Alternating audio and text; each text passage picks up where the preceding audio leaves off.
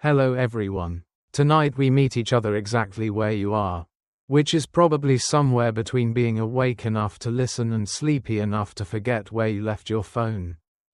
You might be scared, but don't worry, everything will be alright. You are safe here, drifting in that gentle place where the day loosens its grip and your thoughts stop standing at attention like nervous soldiers.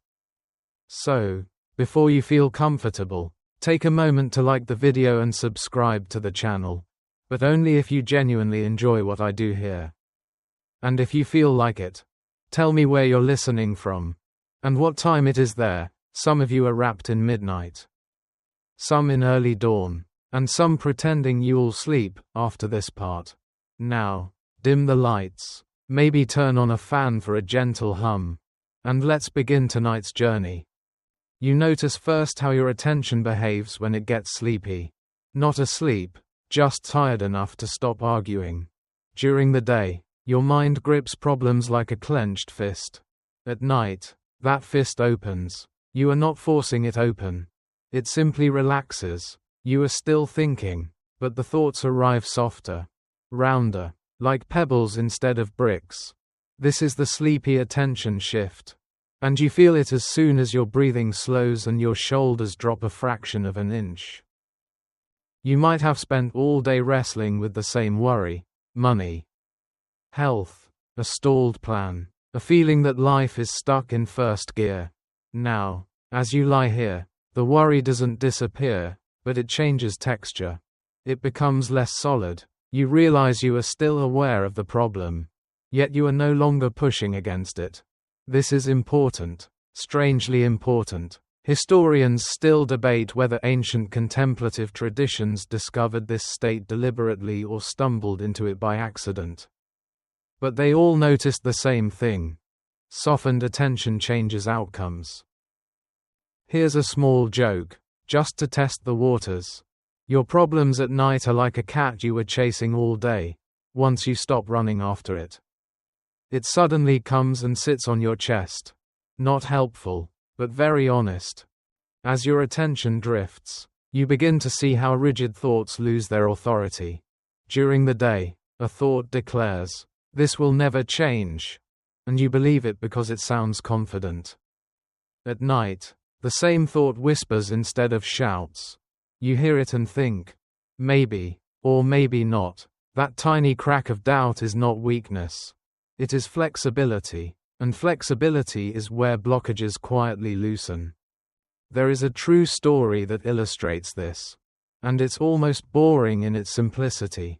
A man you've never met was buried under years of financial anxiety. He didn't visualize yachts or chant affirmations at dawn. What he did, exhausted, was fall asleep each night telling himself he would deal with everything tomorrow. Over weeks, his nighttime calm spilled into his days. He spoke more gently, paused before reacting, and stopped making panicked decisions. Opportunities didn't explode into his life, they slid in sideways. A payment plan appeared, a job offer came from an old contact. He later said the change began when he stopped trying to fix his life while half asleep and let half asleep fix him instead. A little known fact: neuroscientists have found that during the drowsy, hypnagogic state, the brain reduces rigid filtering between regions. Ideas that would normally be rejected as impossible are briefly allowed to coexist. This is why creative insights, emotional reframes, and sudden relief often arrive when you are about to sleep or just waking up. Your brain, politely tired, stops guarding the gate. You feel this happening now. Your thoughts wander, but they wander kindly. You remember something from earlier today, then forget why it mattered. That forgetting is not failure, it is a signal. Your nervous system is shifting from control to trust. And trust, oddly enough, is more persuasive to reality than force. Second joke: because we promised lightness, worrying at night is like sending angry emails at 2 a.m. It feels urgent. But you never like the result in the morning. As you rest here, you sense a subtle idea forming. Maybe there is only one storyteller inside you, And when that storyteller gets tired, the story softens. You are not fighting the narrator. You are letting them yawn. The plot doesn't end, it loosens. Problems that felt immovable begin to feel negotiable. There is an academic debate about this exact point. Scholars still debate whether the so-called law of attraction works through belief shaping external events or through calming the nervous system enough to notice options that were always there. Tonight, you don't need to choose a side. You simply observe that when you are calmer, life feels less locked. You notice your body now, the weight of the blanket, the faint hum of air, the rhythm of your breath. Each sensation anchors you further into this softened focus. You are not escaping reality. You are meeting it without armor. And without armor, strangely, you feel safer. Third and final joke for this stretch. Your mind right now is like a computer updating overnight. Please do not unplug. Even if it looks like nothing is happening. As section 1 settles, you understand one quiet truth. You don't need to push blockages out of the way.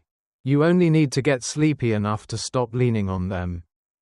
When you stop pressing, they lose something essential, the resistance they were borrowing from you. You remain here, drifting, aware, and unafraid. You are still here, floating in that gentle half-awareness.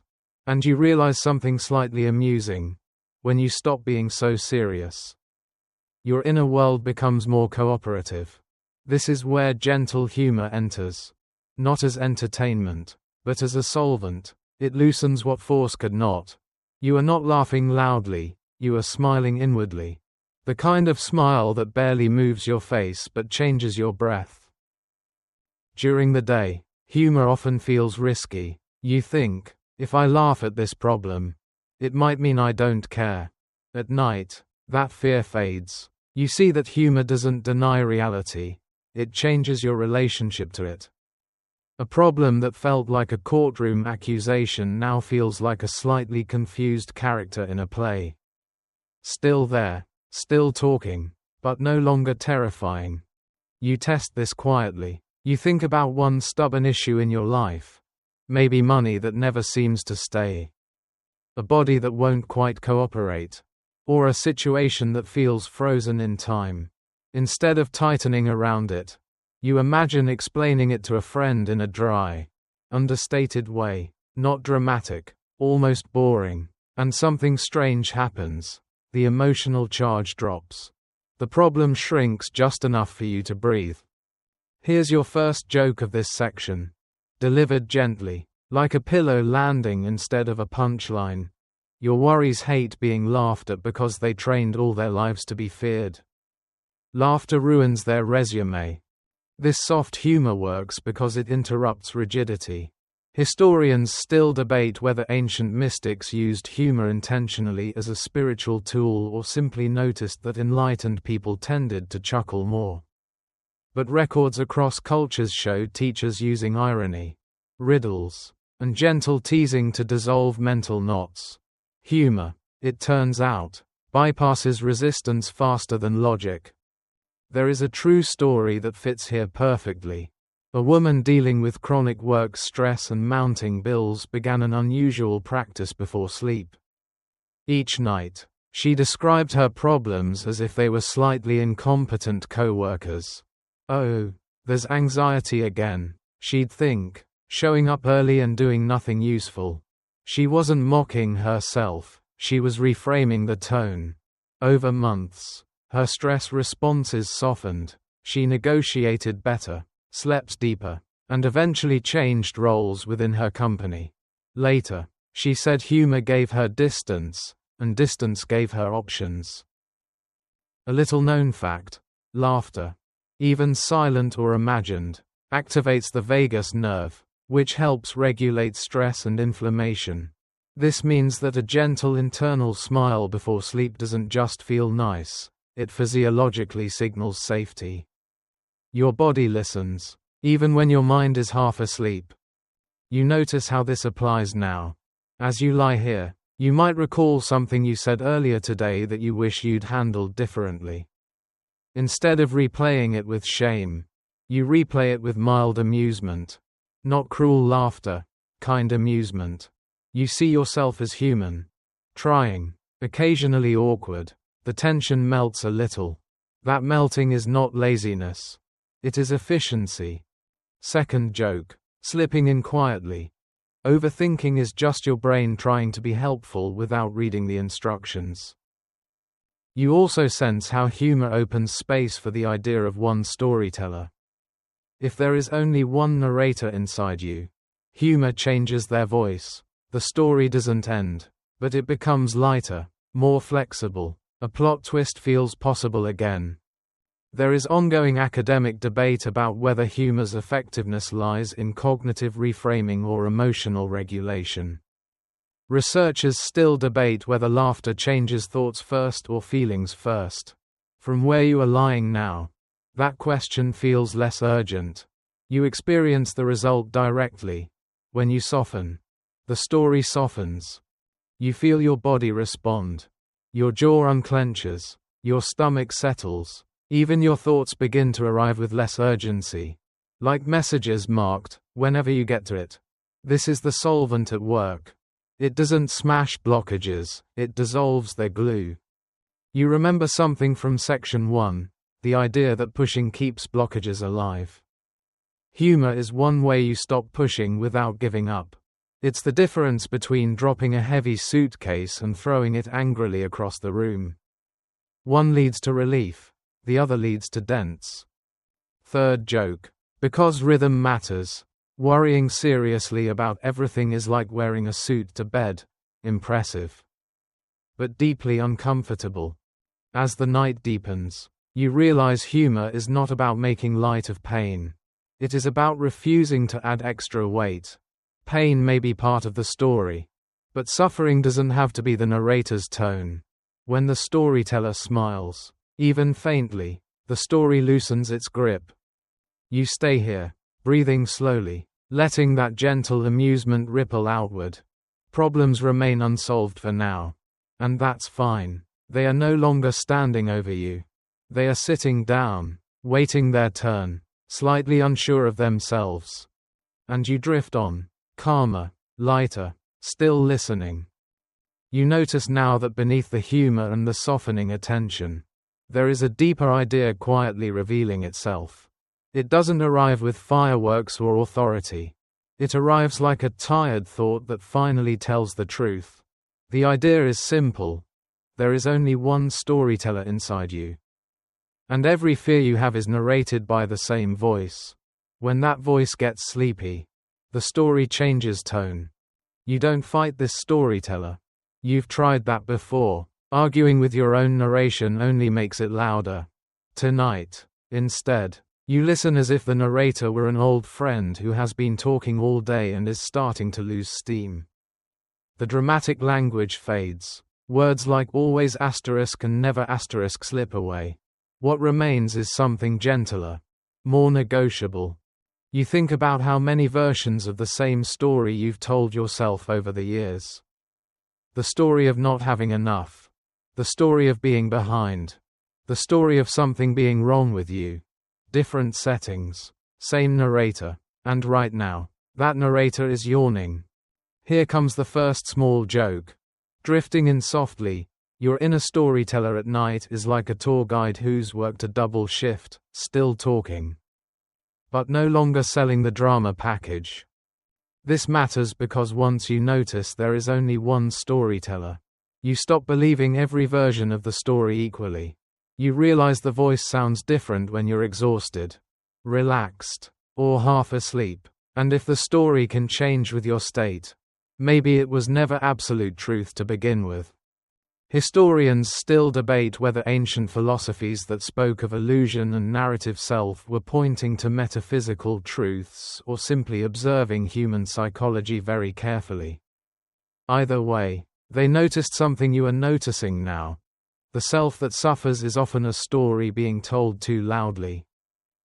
There is a true story that fits here, and it unfolds quietly. A young man struggling with persistent self-doubt used to replay his failures every night before bed. One evening, too tired to continue the usual self-criticism. He imagined that the voice listing his mistakes belonged to a single, overworked narrator who had mixed up scripts. Instead of correcting the voice, he let it ramble until it lost coherence. Over time, the nightly stories shortened. His confidence didn't spike dramatically, but it stabilized. He later said the change began when he stopped assuming every thought was a separate enemy and realized it was just one tired voice repeating itself. A little-known fact: the brain's default mode network, responsible for self-referential thinking, becomes less dominant as you approach sleep.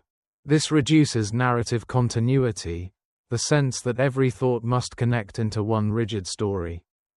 That's why worries feel less convincing at night. The storyteller is literally losing bandwidth. You feel this now. Thoughts arise, but they don't link as tightly. One worry floats by, then another unrelated image, then a memory that doesn't quite matter. The narrator is still there, but the plot is loosening. And with that loosening comes relief you didn't earn through effort. Second joke. Gentle and brief. Your mind after midnight is like a novelist who forgot the outline and is secretly relieved. You sense how this connects back to money, health, and stuck situations. These issues don't exist only as facts, they exist as stories. Stories about danger, failure, or permanence. When the storyteller softens, the story becomes less final. A debt becomes a situation instead of a verdict. A symptom becomes a signal instead of a sentence. There is academic debate around this idea. Psychologists still debate whether reframing works because it changes interpretation or because it reduces emotional arousal. Philosophers still debate whether there is a true self beyond narrative at all. Lying here, you don't need to resolve that. You only need to notice that when the narrator calms down, life feels less locked. You return to your body again. The steady rise and fall of breath. The warmth or coolness around you. These sensations don't argue. They don't tell stories. They simply are. The storyteller has less to work with here. And that's comforting. Third joke. Sliding in quietly. Silence is the only critic who never interrupts. You remember earlier images. Remember that cat from before? The one you stopped chasing? This storyteller is similar. When you stop feeding it urgency, it curls up instead of pacing. Repetition matters. Safety grows when the same calm patterns return again and again. As this section settles, you feel a subtle trust forming. Not trust that everything will magically resolve by morning, but trust that the story you're telling yourself tonight is not the only version available. And that alone eases something deep. You remain in this softened awareness, letting the narrator rest, letting the story breathe, knowing nothing is fixed forever, not even the voice in your head. You stay where you are, not quite asleep, not quite alert, and the story continues without announcing itself. The storyteller inside you is still present, but now there's a new texture to the narrative. It feels quieter, more observational. This is where a real example slips in, not as inspiration, not as instruction, but as proof that soft attention can do what force never did. You think again about money. Because money has a way of visiting you at night even when you politely didn't invite it. Bills remember you. Numbers glow faintly behind your eyelids. But tonight, the numbers don't chase you. They sit there, waiting, like tired guests who have realized you're no longer impressed by their volume. There is a true story that belongs exactly here. A middle-aged woman, no influencer, no mystic, spent years trapped in a cycle of financial stress.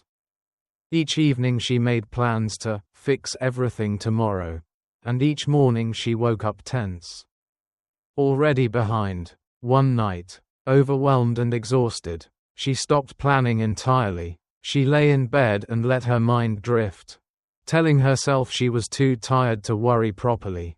Something subtle changed. Her sleep deepened. Her mornings softened. She stopped making rushed decisions. Within months, not miracles, but quiet shifts appeared. A renegotiated loan. A calmer conversation with her employer. An unexpected refund. She later said the turning point wasn't effort, it was exhaustion accepted without shame. You notice how this story doesn't sparkle. That's important. Sleepy mindset changes are rarely dramatic. They are almost dull. Historians still debate whether major social and economic shifts come from bold action or from slow changes in collective mood. But on the personal level, you can feel how mood changes decisions before decisions change outcomes. Here comes the first gentle joke of this section. Panic is very confident for something that never brings snacks. You sense how nighttime relaxation affects choice. During the day, fear narrows your options. At night, when fear is tired, options widen quietly. You begin to see how many blockages are actually habits of urgency. When urgency rests, pathways appear. A little-known fact fits perfectly here. Studies on decision fatigue show that people make more flexible, compassionate choices after rest. Even without new information, nothing changes externally, the internal filter changes. That filter is loosening for you right now. You let your attention drift again. Thoughts about money or effort pass by like clouds you don't bother naming. You're not pretending they don't exist. You're just not holding them tightly. This non-grip is not apathy. It's trust in a deeper intelligence, yours. Second joke. Whispered inwardly. Worrying before sleep is like trying to budget during an earthquake. You feel how the storyteller's voice, already softened, now sounds less judgmental. The story of, I should have done better, becomes, I did what I could while tired. That reframing isn't strategic, it's humane.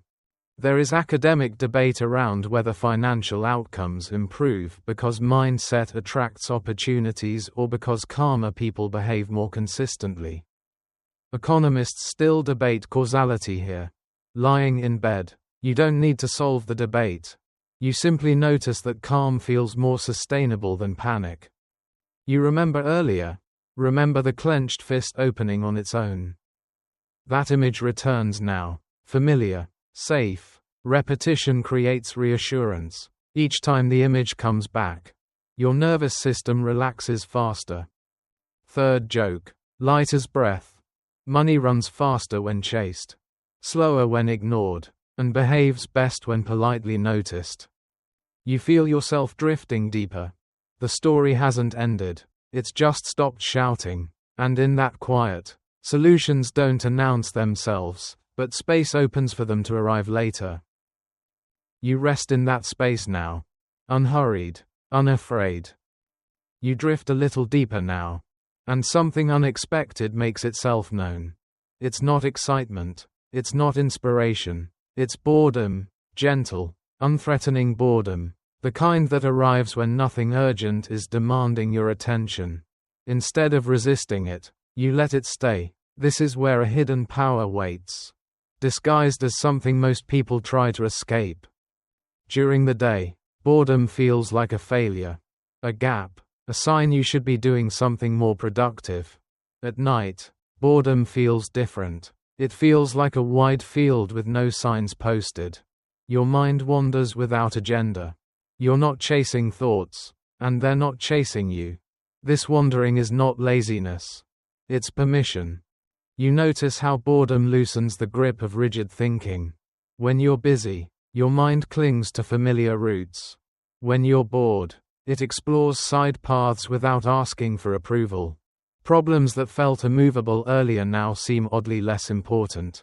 Or at least less convincing. They're still there, but they've lost their posture. First light joke. Drifting in. Boredom is what happens when your brain finally clocks out on time. There's a true story that belongs here. Quiet and unremarkable in the best way. A man recovering from burnout found himself unable to visualize or manifest anything positive anymore. Every technique felt exhausting, so he stopped trying. At night, he lay in bed letting his mind drift aimlessly. He thought about nothing in particular, old songs, random images, half-remembered conversations. Over weeks, his creativity returned without effort. He reconnected with an old hobby, which led to new connections, which eventually reshaped his career. Later, he said boredom gave him access to parts of himself ambition had locked away. A little-known fact: boredom activates the brain's default exploratory mode, encouraging divergent thinking and emotional reset. Researchers have found that mild boredom increases problem-solving flexibility later on. In other words, doing nothing gently prepares you to do something better, without trying. You feel this now. Your thoughts no longer march in lines. They drift. One image fades into another. There's no pressure to make sense of it. And somehow, that lack of pressure feels deeply relieving. Historians still debate whether great discoveries came from disciplined focus or idle wandering. The truth is likely both. Tonight, you're exploring the wandering side. You're letting your inner landscape reorganize itself without instructions. Second joke. Barely audible. Boredom is curiosity taking a nap. You sense how boredom interacts with the one storyteller. When nothing interesting happens, the storyteller runs out of drama. It stops embellishing. The narrative becomes plain, factual, almost tender. This is how things are right now, it says, instead of, this is a disaster. That tonal shift is subtle but powerful. You think again about blockages, money stuck, health stuck, life stuck. What if some of that stuckness comes from over-attention?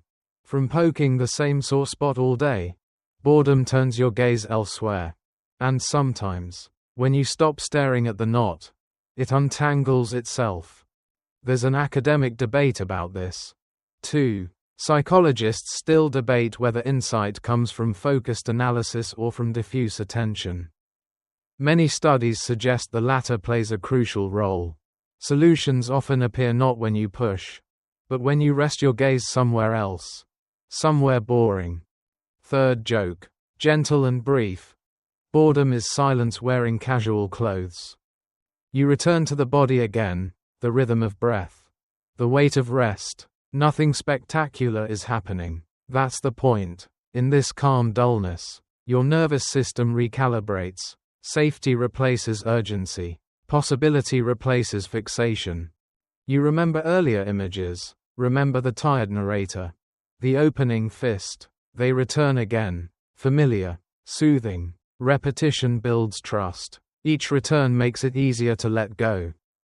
As this section settles, you realize boredom is not the enemy of progress. It is the soil. In that soil, new thoughts take root quietly. Without effort. Without announcement. You don't need to watch them grow. You only need to rest. You stay here, drifting, letting boredom do its quiet work. Knowing that even this, especially this, is part of the story easing forward. You remain suspended in that soft, unhurried state, where boredom has done its quiet work and your thoughts now move more freely. Something subtle begins to happen next, not dramatic, not obvious. Your mind drifts into a peculiar zone where images, memories, and ideas overlap slightly, like transparent sheets laid over one another. This is the edge of sleep, the place people pass through every night without noticing. Yet it carries a quiet influence over how you think and feel tomorrow. You are in what scientists call the hypnagogic state, though the name itself sounds far more energetic than the experience. It doesn't feel technical, it feels hazy, forgiving. Your thoughts lose their sharp corners. A worry might appear, but before it can form a full sentence, it dissolves into a half image, then into nothing at all. You don't push it away. It simply forgets why it came. Here's the first light joke of this section. Delivered as softly as possible. Your brain right now is like a meeting where everyone slowly realizes there's no agenda. There is a little known fact that fits perfectly here. During this drowsy transition, the brain temporarily relaxes the boundaries between logical reasoning and imagination. This allows ideas that would normally be rejected as unrealistic to coexist peacefully with practical thought. That's why people sometimes solve problems, feel emotional relief, or gain sudden clarity right before sleep. The gatekeeper has gone home for the night. Historians still debate whether famous inventors and artists intentionally used this state or simply benefited from it by accident. Some accounts suggest they lingered deliberately at the edge of sleep, knowing something valuable lived there. Others argue it was coincidence. You don't need to decide. You are experiencing it directly. There is a true story that belongs here. A woman dealing with persistent health anxiety found her symptoms worsened whenever she analyzed them too closely. Tests were normal. Reassurance didn't stick. One night, too tired to monitor herself, she drifted into half sleep and imagined her body as a system quietly recalibrating. Without commentary, she didn't repeat the image deliberately. It just appeared. Over time, her symptoms softened. Doctors later noted improvement without clear explanation. She said the turning point was when she stopped supervising her body and let it work without observation. Second gentle joke. Your body knows how to breathe without instructions. Imagine what else it can handle alone. You feel how this applies to you. Problems that felt rigid during full wakefulness lose their authority here. Your mind is still active, but it's less judgmental, less controlling. It allows possibilities to exist without demanding proof. And that allowance is powerful. There is ongoing academic debate about whether the benefits of this state come from neurological changes or psychological permission. Researchers still debate whether reduced inhibition or increased creativity is the key factor. From where you are lying now, the debate feels distant. What matters is the sensation of looseness, of mental joints finally warming up. You return again to repetition. Remember the tired storyteller. Remember boredom's wide field. These ideas loop gently, reinforcing safety. Familiarity tells your nervous system there is nothing to prepare for, nothing to defend against. Third joke. Barely there. The hypnagogic state is your mind taking off its shoes. You notice your breathing deepen without effort. Muscles release that you didn't realize were holding. Even your thoughts seem to apologize for earlier intensity. This is not you fixing anything. This is you stepping aside. As section 6 settles, you understand something quietly profound. Many blockages persist because they are watched too closely. When observation softens, function returns. When attention loosens, flow resumes. You remain here, balanced on the edge of sleep, trusting that unseen processes are already at work, doing exactly what they know how to do.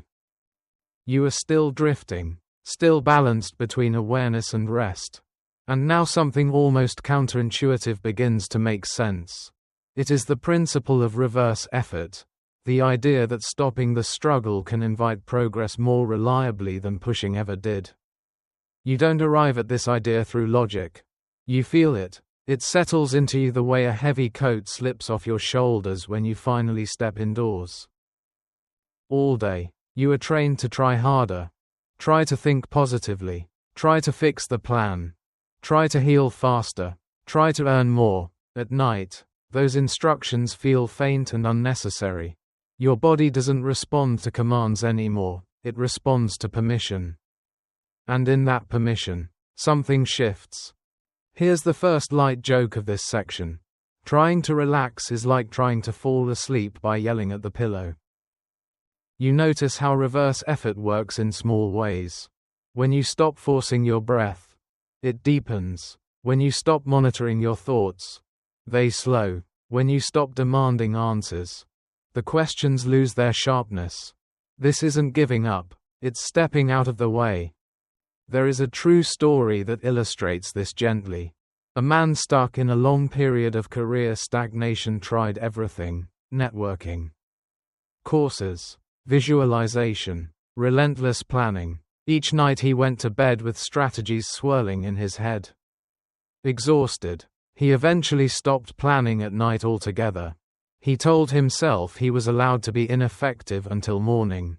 In that relaxed state, his sleep improved. His days became steadier. Weeks later, an old colleague reached out with an opportunity that fit him perfectly.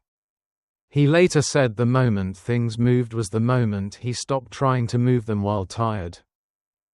A little-known fact supports this experience.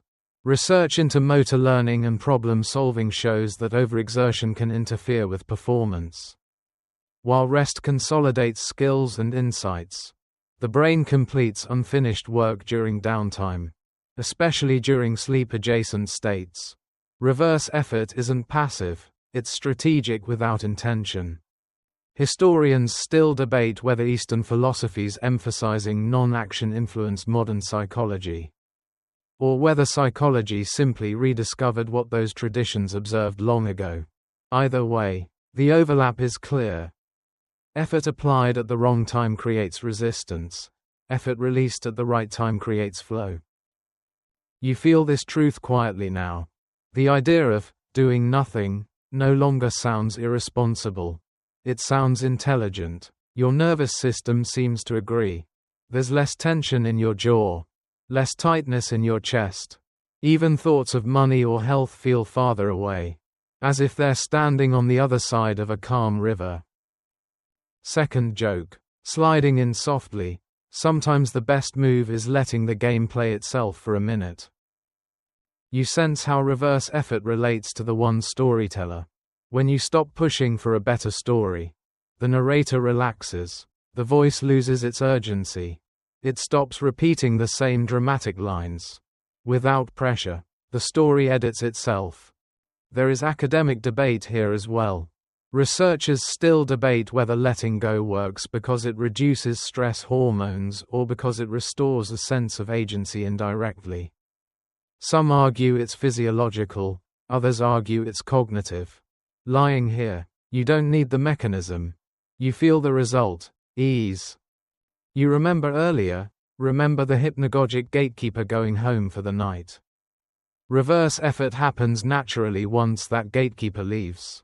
You no longer censor yourself into productivity. You simply exist. Third joke. Gentle and brief.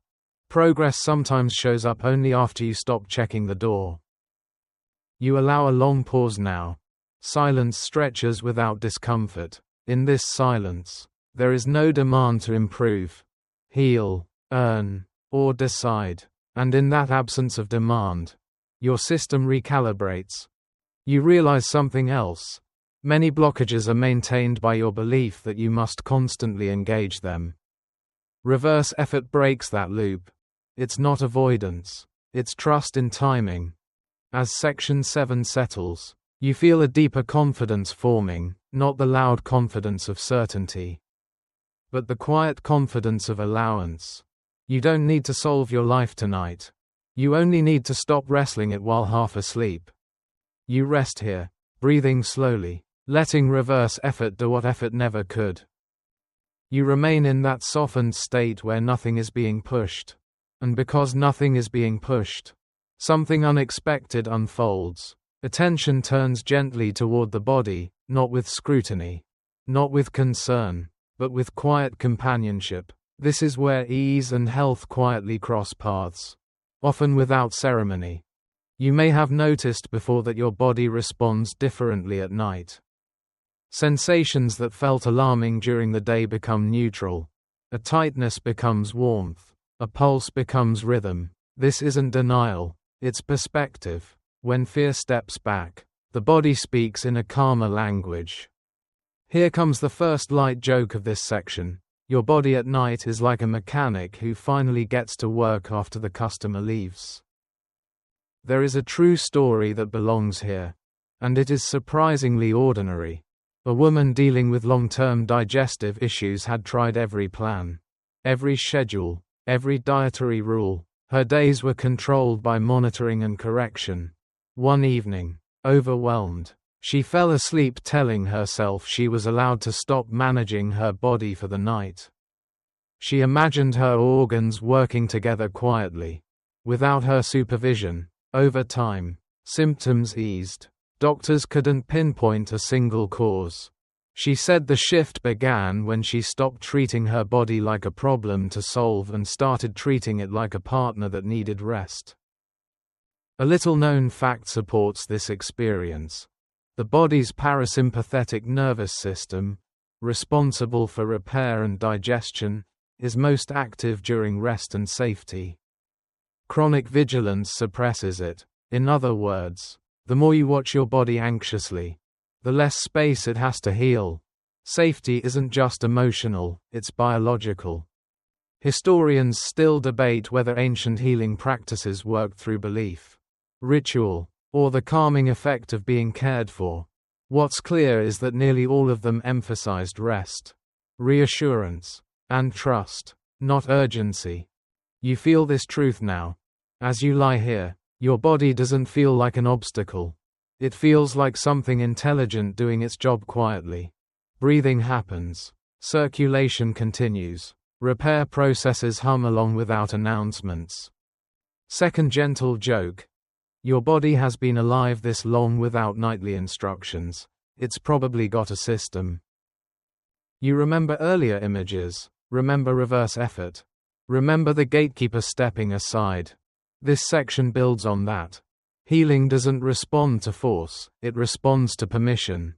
And permission arrives naturally when you're tired enough to stop interfering. There is academic debate around mind-body influence. Researchers still debate whether belief directly affects physiology or whether reduced stress indirectly improves outcomes.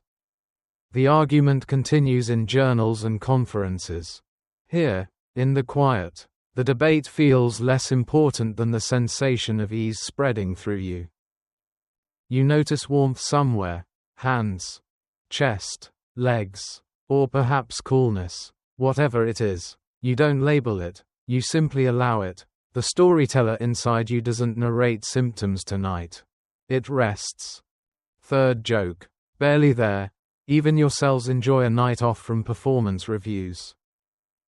As this section settles, you realize something gently reassuring. Your body is not waiting for you to fix it before it cooperates. It has been cooperating all along. When attention softens, that cooperation becomes easier to feel. You remain here, trusting that rest itself is an active participant in your story. Nothing is stalled. Nothing is broken. Processes are moving quietly, invisibly, exactly as they should. You drift onward, carried by the same slow current. And now your attention turns outward again, not to problems, but to timing. Not dramatic timing, not signs or symbols, just the quiet sense that things happen when they're ready, not when they're forced. This is where cosmic timing enters without ceremony, without incense, without pressure. You may have noticed how different everything feels at night. Urgency fades. Deadlines lose their teeth. Tomorrow exists, but it doesn't loom. In this softened state, you begin to sense that timing is not something you manage. It's something you align with, often by doing less. First light joke of this section. Timing is what shows up right after you stop refreshing the page. There is a true story that fits here gently. A man stuck in a long legal dispute spent years obsessing over outcomes. Each night he replayed conversations, arguments, possible futures. Eventually, exhausted, he began telling himself before sleep that whatever happened would happen without his midnight supervision. Sleep came easier. His tone during the day softened. Negotiations shifted. Months later, the dispute resolved through an unexpected compromise. He later said nothing magical occurred. He simply stopped interfering with timing by panicking. A little-known fact. Humans consistently overestimate how much conscious effort influences long-term outcomes. Studies in behavioral science show that patience often improves results by reducing reactive decisions. When you stop rushing, You stop tripping yourself. Historians still debate whether the concept of divine timing originated from theology or from repeated human observation of cause and effect over long periods. Either way, the insight persists across cultures. Forcing the moment often delays it. You feel this now. You're not waiting anxiously. You're resting. And in that rest, timing feels less hostile. Life doesn't feel like it's withholding something from you. It feels like it's pacing itself. Second gentle joke. Rushing the universe is like tapping the elevator button, satisfying, but ineffective. You sense how this connects back to money, health, and stuck paths. Many blockages aren't walls, they're doors opening on schedules you don't control. When you lean against them impatiently, they stay closed longer. When you step back, they open quietly. There is academic debate here as well. Economists and psychologists still debate whether patience works because it changes external opportunities or because it stabilizes internal decision-making. Again, from where you're lying, the distinction doesn't matter. You feel steadier, and steadiness feels like alignment. You remember earlier. Remember boredom's wide field. Remember reverse effort. Remember the body healing quietly. These ideas repeat, not to convince you, but to soothe you. Repetition is safety. Safety tells the nervous system that there is time. Third joke. Soft as a breath. Nothing arrives faster because you glared at the clock. As this section settles, you feel a subtle trust deepen. Not blind trust, not naive hope, just the sense that you don't need to micromanage existence tonight. Things are unfolding. They always have been. You remain here, breathing slowly, letting timing handle itself, knowing that even delays are part of movement, and that rest is not falling behind. You stay with the quiet rhythm you've settled into. And now the story turns slightly reflective. Not forward. This is where ideas are weighed gently instead of defended. You notice that even concepts like intention, so often treated as powerful tools, feel different when you're half asleep. Softer, less demanding. This is where an old academic question drifts in without asking for an answer. You think about intention all day. You are told to set it clearly, hold it firmly, repeat it often. At night, intention loosens its grip. You still want things, relief, health, ease, a path forward, but you're no longer gripping those once like instructions. They float instead, like suggestions dropped into water. First light joke of this section. Intentions at night are like sticky notes. You trust they'll still be there in the morning. There is a true story that fits quietly here. A graduate student overwhelmed by constant self-improvement practices decided to stop intending anything before bed. She told herself she would let the night do whatever it wanted. Over months, her anxiety reduced, her focus improved, and her work became more coherent. She didn't stop caring, she stopped controlling. Later, she said intention works better once she stopped staring at it. A little-known fact. Research on goal pursuit suggests that over-monitoring intentions can reduce intrinsic motivation. When you relax your grip, goals often integrate more naturally into behavior. Intention doesn't disappear, it sinks in. Historians still debate whether intention shapes reality directly or whether it simply aligns perception and action. Philosophers argue about causality. Scientists argue about mechanisms. Tonight, none of that needs resolution. You feel the difference directly. Calm intention feels different from strained intention. You return again to the one storyteller. When intention is strained, the narrator sounds commanding. When intention is relaxed, the narrator sounds trusting. Same desire, different tone. And tone, you're learning, matters more than content. Second gentle joke. Yelling your goals doesn't make them hear you better. You notice how this applies to money and health. Wanting relief isn't the problem.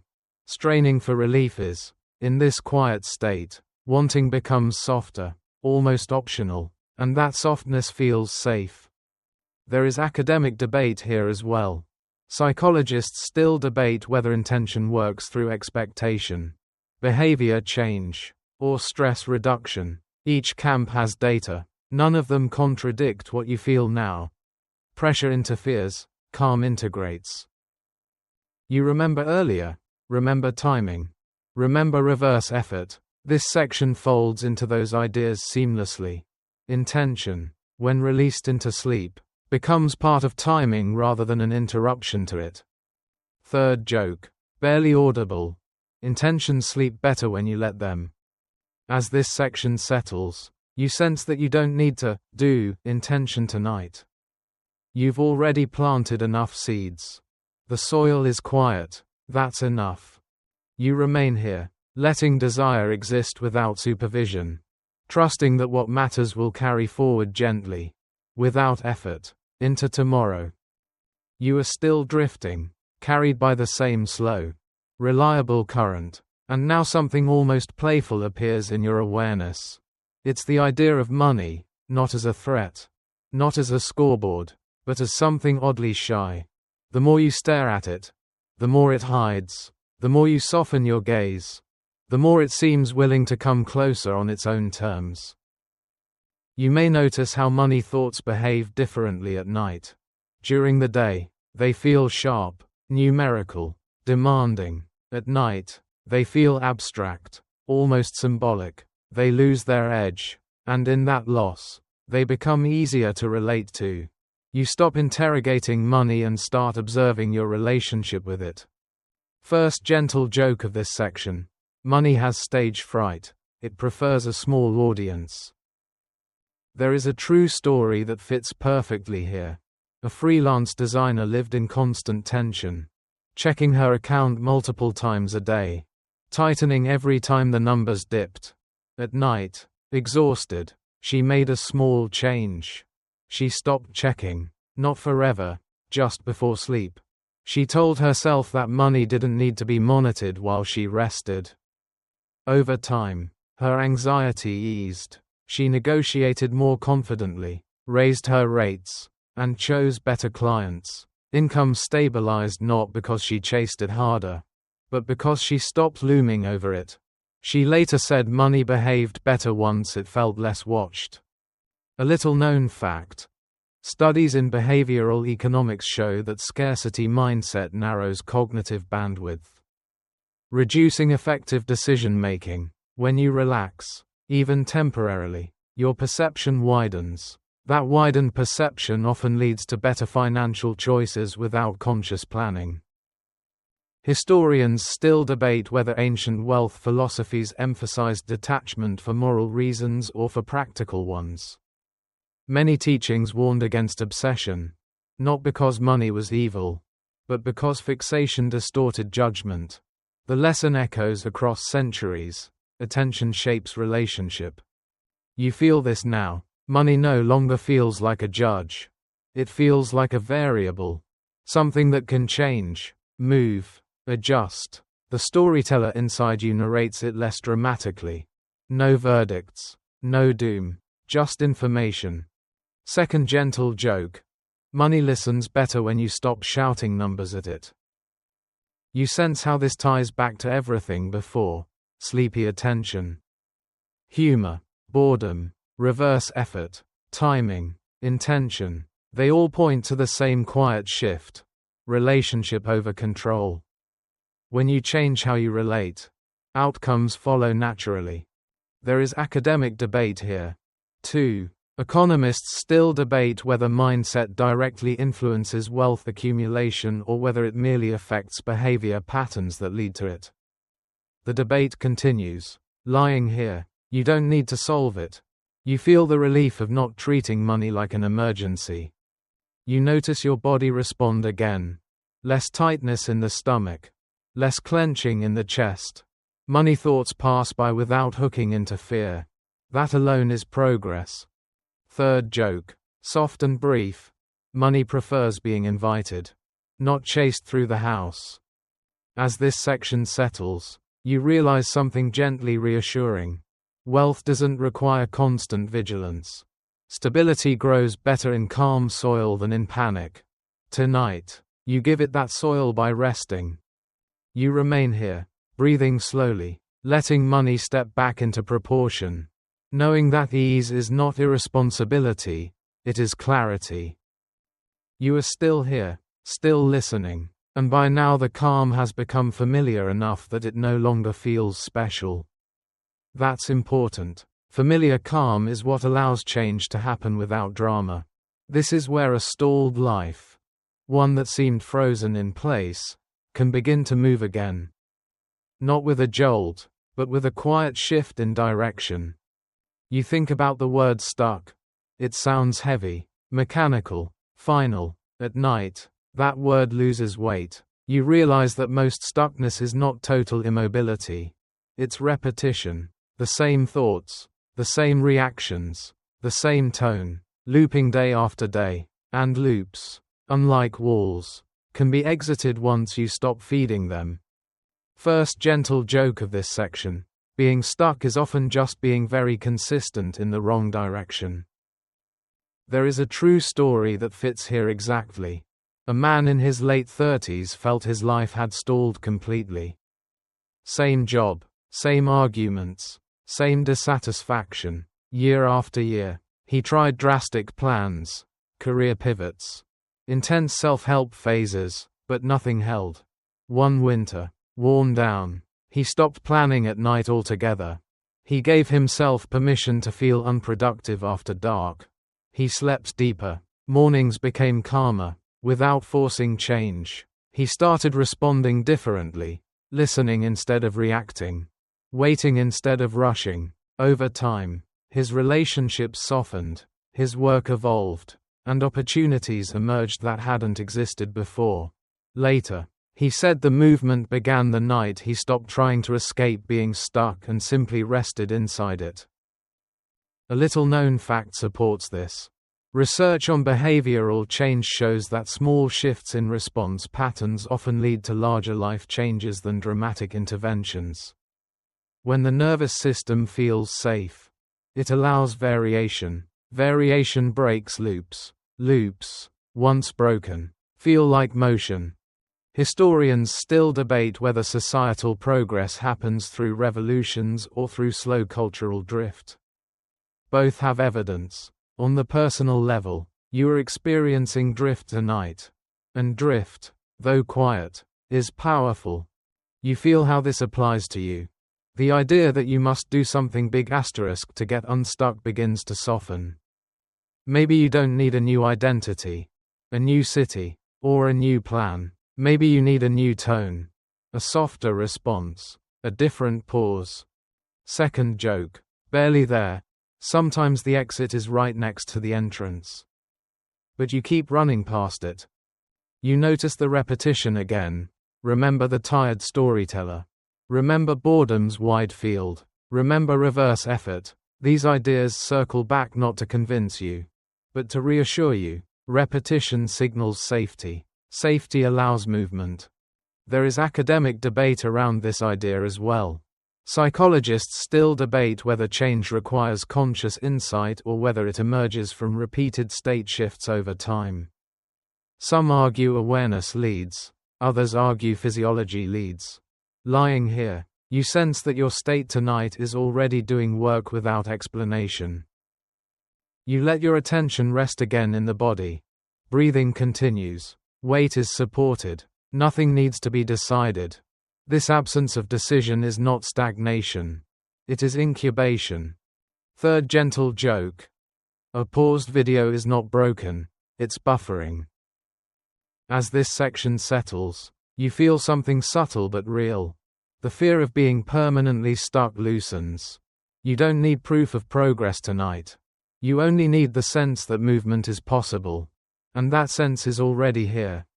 You remain in this quiet awareness, trusting that loops can unwind, patterns can soften, and lives can shift without announcements, sometimes starting with nothing more than a good night's rest. You are still resting in that steady calm. And now something subtle deepens.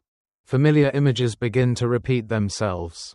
Not because you're stuck, but because repetition feels safe. Safety, you're learning, is what allows the nervous system to lower its guard. When the guard lowers, change becomes possible without effort. You notice how repetition works in everyday life. A familiar song calms you faster than a new one. A well-worn path feels easier underfoot than an unexplored trail. Tonight, the same ideas return again: sleepy attention, the tired storyteller, boredom's wide field, not to convince you, but to reassure you. Reassurance is a language your body understands fluently. First gentle joke of this section: repetition is just comfort wearing the same sweater again. There is a true story that fits perfectly here. A woman dealing with long-term anxiety had tried countless methods to fix herself. Nothing stuck. What finally helped wasn't a new technique, but repetition of safety. Each night before sleep, she imagined the same simple scene, sitting in a quiet room. Nothing required of her, no variation, no progress tracking. Over months, her anxiety softened. She didn't eliminate fear. She outgrew it. Later, she said familiarity taught her body that calm wasn't temporary, it was allowed. A little-known fact supports this. Neuroscience shows that repeated exposure to safe states builds neural pathways just as repetition builds skill.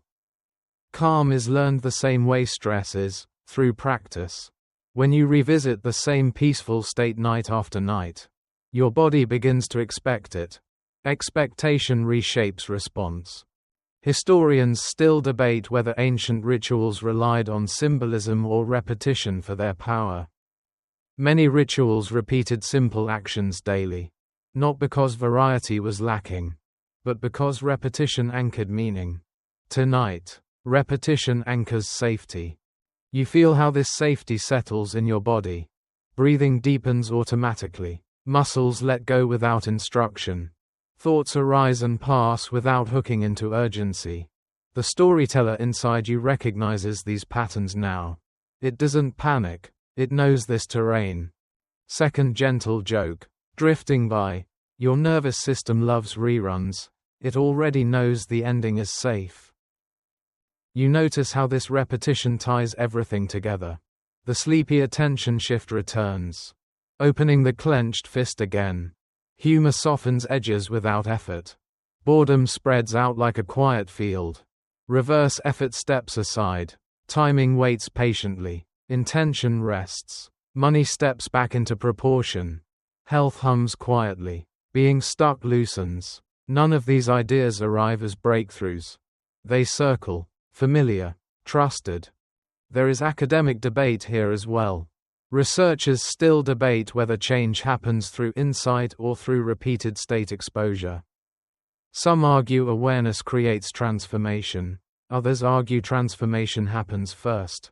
Awareness follows later. Lying here, you feel the truth blending. Repetition changes state. State changes story. You think again about memory. Remember the cat you stopped chasing. Remember the tired narrator yawning. Remember the gatekeeper going home. Each remembered image feels easier now. That ease matters. It tells your system there is continuity. Continuity is safety. Third gentle joke. Soft as a whisper. Your mind relaxes faster when it knows the plot already. You notice something else. When safety is present, curiosity returns. Not anxious curiosity, gentle curiosity. What might tomorrow feel like if you carry this tone forward? You don't answer the question. You let it exist. Questions don't need immediate answers tonight. You rest again in the body. The bed supports you. The air moves around you. Nothing interrupts. This steadiness isn't boring anymore, it's grounding. You realize that repetition is not stagnation. It's integration. As this section settles, you sense that calm is becoming familiar enough to follow you beyond the night. You won't need to recreate it. Your body will recognize it. And recognition makes return easier. You remain here, letting repetition do its quiet work, trusting that safety, once learned, does not forget itself. You are still here, wrapped in familiarity now, and the calm feels less like an event and more like a background condition. This is where sleep stops being something that happens to *u and becomes something that works with *u. Not as escape, not as shutdown, but as a quiet collaborator. You are no longer waiting for sleep. You are letting it do what it already knows how to do. You notice how effort has almost completely disappeared. There is no technique to remember, no posture to hold, no belief to maintain. Sleep doesn't ask for discipline. It responds to trust, and trust, tonight, is abundant. First light joke of this section. Sleep is the only coworker who gets more done when you stop supervising. There is a true story that fits exactly here. A man struggling with long-term insomnia believed sleep was something he had to achieve. Every night was a performance review. When sleep didn't arrive quickly, frustration followed. Eventually, exhausted by effort itself, he stopped trying to sleep and told himself he would simply lie there and rest. Nothing more. Over weeks, sleep returned gradually, not perfectly, but reliably. He later said the breakthrough wasn't learning how to sleep. It was letting sleep work without interference. A little-known fact supports this experience. Sleep researchers have found that the brain initiates restorative processes even during quiet wakefulness. Rest counts. Letting go of the demand to sleep often allows sleep to arrive naturally. Effort delays, allowance invites. Historians still debate whether ancient cultures viewed sleep as passive rest or as active spiritual work. Some traditions treated sleep as sacred collaboration with unseen processes. Others treated it as simple necessity. Either way, they respected it. Respect meant not forcing it. You feel this now. Your body doesn't feel like it's waiting for instructions. It feels like it's already underway. Repair, integration, memory consolidation, none of these require your permission. They only require you to stop interrupting. Second gentle joke, barely audible. Sleep is very capable, but deeply offended by micromanagement. You sense how this ties everything together. The sleepy attention shift opened the door. Humor softened resistance. Boredom widened the field. Reverse effort stepped aside.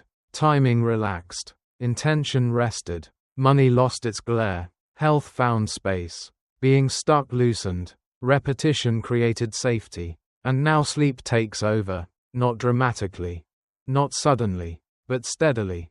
There is academic debate here as well.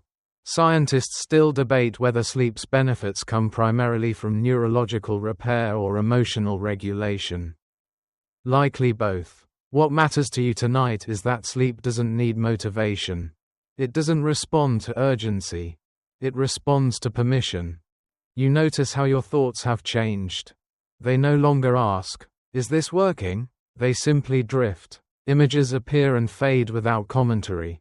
The storyteller has nearly stopped narrating. The voice is still there, but it's quiet, like someone half listening to their own thoughts. Third gentle joke, almost a whisper. Sleep does its best work when no one is watching. You return once more to the body. Breathing is deep and regular. Muscles are heavy, relaxed. Even the sense of time feels blurred. Minutes stretch or compress. That's a sign you're no longer tracking progress. You're participating. As this section settles, you realize something deeply reassuring. You don't need to fix your life before you sleep. Sleep helps fix your life because you sleep. Letting go is not postponement. It is participation in a process larger than effort. You remain here, balanced at the edge of drifting fully under. Trusting sleep as an ally, not a task. Nothing more is required. Nothing has been forgotten. You are still here, though here feels softer now, less defined. The edges of attention blur. And what remains is a quiet trust that doesn't announce itself. It doesn't argue. It simply exists. This is where everything you've noticed tonight settles into one gentle understanding. Nothing in your life is permanently stuck, including you. You don't arrive at this understanding through logic. You feel it in the way your body has stopped bracing, in the way your thoughts no longer rush to explain themselves, in the way silence feels friendly instead of empty. Trust, you realize, is not confidence in outcomes. It is confidence in process. First and last light joke of this section. Offered softly, even knots get tired of being knots eventually. You think back, not actively, but loosely, to earlier images. Remember the clenched fist opening on its own. Remember the tired storyteller yawning. Remember boredom's wide field. Remember sleep taking over without instruction. These weren't steps, they were states. And states, once experienced, can be returned to. There is a true story that belongs here. Simple and closing the circle. An older man reflecting on decades of struggle once said that every major improvement in his life came not after moments of intense effort, but after periods when he stopped fighting himself. Illness eased after acceptance. Financial stability arrived after panic faded. Relationships improved after he listened more than defended. He didn't call it a law. He called it learning when to stop pushing. Looking back, he said the turning points all began quietly, often at night, when he finally rested. A little-known fact aligns with this. Long-term change is more strongly associated with sustained emotional regulation than with short bursts of motivation. Calm repeated over time reshapes lives more reliably than intensity.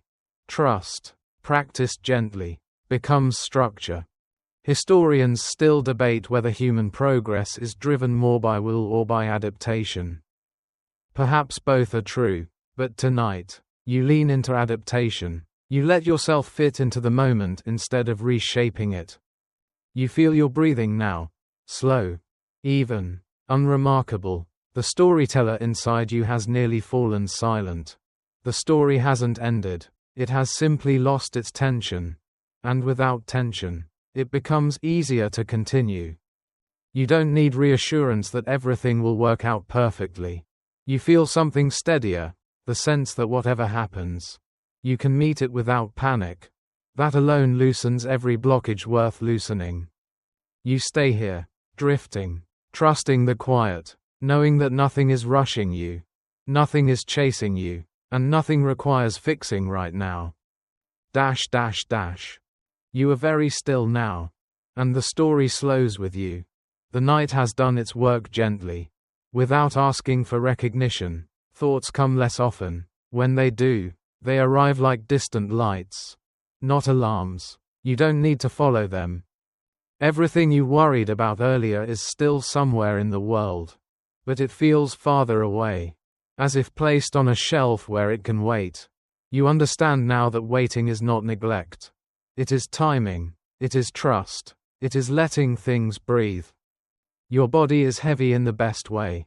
Supported, warm, breathing without instruction. You no longer feel like a person managing a life. You feel like life happening. Quietly, naturally, without commentary. If a final image remains, let it be a simple one.